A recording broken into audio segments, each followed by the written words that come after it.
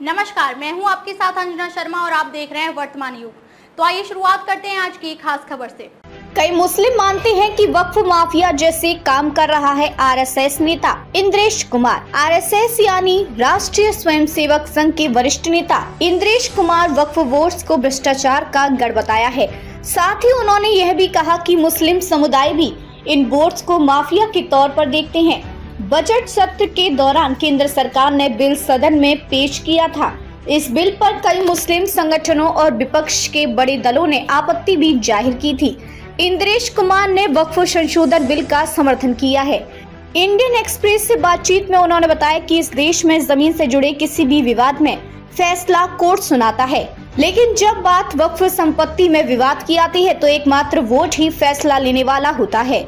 अगर बोर्ड आपके केस के खिलाफ फैसला लेता है तो वह अंतिम होता है और नतीजा ये हुआ कि कई संपत्ति अनुचित तरीके से हासिल कर ली गई।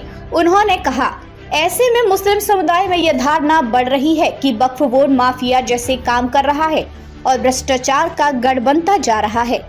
वक्फ बोर्ड में गैर मुस्लिम समुदाय के प्रस्ताव को लेकर उन्होंने कहा, सिर्फ मुस्लिम ही दान नहीं देते हैं बल्कि अन्य धर्मों के लोग भी इन बोर्ड्स में ध्यान देते हैं, तो ऐसे में इनमें अन्य धर्मों से भी प्रतिनिधित्व क्यों नहीं होना चाहिए। उन्होंने कहा कि बिल के 3 मुख्य उद्देश्य हैं, जिसमें जवाबदेही, पारदर्शिता सुनिश्चित किया जाना कि इनके काम समाज के कल्याण के लिए हो और गैर मुसलमानों की नियुक्ति कर सामाजिक सद्भावना को बढ़ावा देना। बिल का विरोध करने वालों को लेकर उन्होंने कहा, कुछ लोग हैं जो सभी को भड़काने की कोशिश कर रहे हैं। उनका झूठ सभी के सामने आना चाहिए और लोगों को ये बताना चाहिए कि उनका मकसद आपको वोट बैंक की राजनीति में बांध कर रखने का है। कुमार संघ से जुड़े मुस्लिम राष्ट्रीय मंच के संरक्षक भी हैं।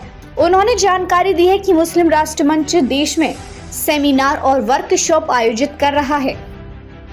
खबरों में अब तक के लिए बस इतना ही। फिर होगी आपसे मुलाकात कुछ ऐसी ही खास खबरों के साथ। तब तक के लिए नमस्कार और देखते रहिए वर्तमान युग।